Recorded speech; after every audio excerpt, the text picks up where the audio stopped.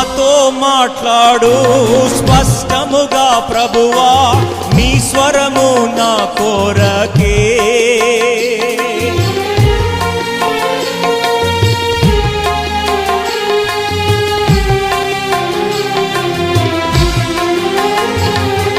నాతో మాట్లాడు స్పష్టముగా ప్రభువా, నీ స్వరము నా కోరకే. నీతో మనుషులతో సరిచేసి కొందు నీ దివ్య వాక్యము ద్వారా, నీ దివ్య వాక్యము ద్వారా. నీ స్వరము వినిపించు ప్రభువా, నీ దాసుడాలకించు.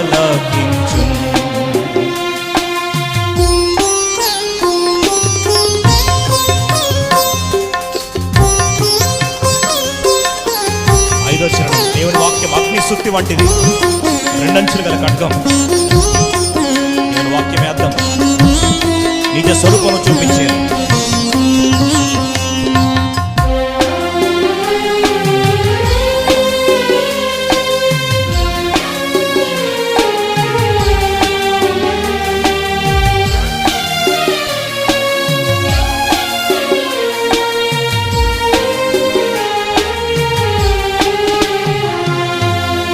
వాక్యము అగ్ని సుత్తే వంటిది, అది రెండంచులు గల ఖడ్గం.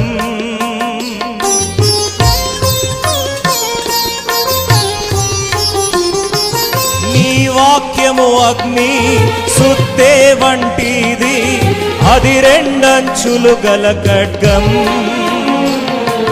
నీ వాక్యమేగా అద్భుత అర్థం, నిజ స్వరూపమును